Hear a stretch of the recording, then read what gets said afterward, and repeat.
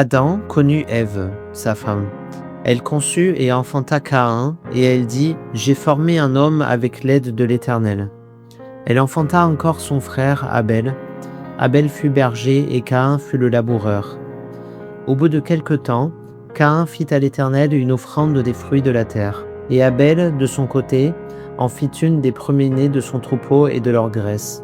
L'Éternel apporta un regard favorable sur Abel et sur son offrande. Mais il ne porta pas un regard favorable sur Caïn et sur son offrande.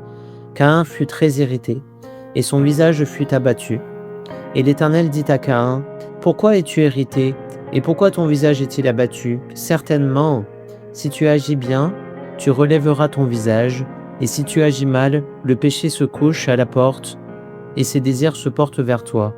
Mais toi, domine sur lui. » Cependant, Caïn adressa la parole à son frère Abel, mais comme ils étaient dans les champs, Caïn se jeta sur son frère Abel et le tua. L'Éternel dit à Caïn, « Où est ton frère Abel ?» Il répondit, « Je ne sais pas. Suis-je le gardien de mon frère ?» Et Dieu dit, « Qu'as-tu fait? La voix du sang de ton frère crie de la terre jusqu'à moi. Maintenant tu seras maudit de la terre qui a ouvert sa bouche pour recevoir de ta main le sang de ton frère. Quand tu cultiveras le sol, il ne te donnera plus sa richesse. Tu seras errant et vagabond sur la terre. » Caïn dit à l'Éternel, « Mon châtiment est trop grand pour être supporté. Voici, tu me chasses aujourd'hui de cette terre, je serai caché loin de ta face, je serai errant et vagabond sur la terre, et quiconque me trouvera me tuera. » L'Éternel lui dit, « Si quelqu'un tuait Caïn, Caïn sera vengé 7 fois. » Et l'Éternel mit un signe sur Caïn pour que quiconque le trouverait ne le tuât point. Puis Caïn s'éloigna de la face de l'Éternel et habita dans la terre de Nod, à l'orient d'Éden. Caïn connut sa femme, elle conçut et enfanta Hénoc. Il bâtit ensuite une ville et donna à cette ville le nom de son fils Hénoc. Hénoc engendra Irad, Irad engendra Méhujaël, Méhujaël engendra Métushaël, et Métushaël engendra Lémec. Lémec prit 2 femmes. Le nom de l'une était Ada, et le nom de l'autre Tsila. Ada enfanta Jabal, il fut le père de ceux qui habitent sous des tentes et près des troupeaux. Le nom de son frère était Jubal, il fut le père de tous ceux qui jouent de la harpe et du chalumeau. Tsila, de son côté, enfanta Tubal-Caïn, qui forgeait tous les instruments d'airain et de fer. La sœur de Tubal-Caïn était Naama. Lémec dit à ses femmes, « Ada et Tsila, écoutez ma voix. Femmes de Lémec, écoutez ma parole. J'ai tué un homme pour ma blessure et un jeune homme pour ma meurtrissure. Caïn sera vengé 7 fois, et Lémec 77 fois. » Adam connut encore sa femme.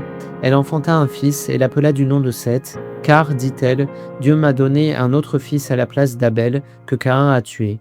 Seth eut aussi un fils, et il l'appela du nom d'Énoch. C'est alors que l'on commença à invoquer le nom de l'Éternel.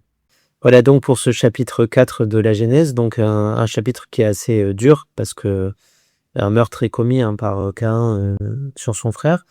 Alors finalement, pour le lecteur moderne, c'est pas vraiment le meurtre qui va choquer dans ce passage, c'est plutôt la façon dont c'est traité. C'est-à-dire que il y a 2 choses qui peuvent paraître un petit peu injustes ou illogiques pour des lecteurs modernes dans ce 4e chapitre. C'est d'abord que Abel est favorisé par rapport à Caïn, puisque Dieu reçoit favorablement le sacrifice d'Abel, alors qu'il ne reçoit pas favorablement celui de Caïn.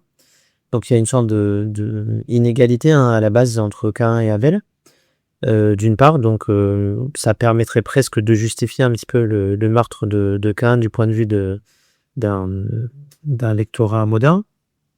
Je vais expliquer un petit peu plus ça après.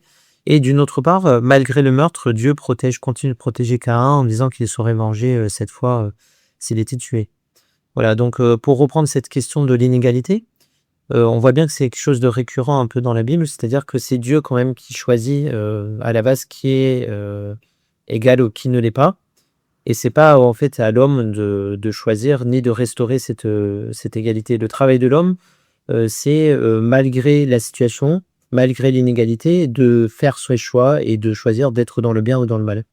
Et ça recoupe un peu des choses qu'on voit récemment, c'est-à-dire que dans le droit aujourd'hui, comment dire, quand on a des personnes qui ont commis des meurtres, des personnes qui ont volé, on essaye de réajuster les choses en fonction de ce que les personnes ont vécu, du milieu social dans lequel elles sont nées.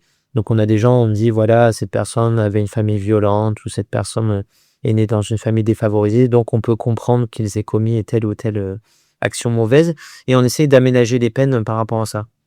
La Bible met un petit peu en garde contre ces pratiques, c'est-à-dire que finalement, il y a effectivement une détermination divine qui fait que certaines personnes vont être favorisées, d'autres non. Mais est-ce que ça justifie pour autant les choix moraux de l'homme? C'est-à-dire que c'est quand même l'homme qui décide finalement d'être bon ou d'être mauvais. Et voilà ce que fait Caïn finalement ici, c'est qu'il essaie de restaurer l'ordre des choses par lui-même en disant moi j'ai été défavorisé, je vais restaurer cette injustice, je vais commettre un meurtre. Voilà, donc il y a une justice humaine qui se substitue à une justice divine. Et c'est ça vraiment finalement le péché.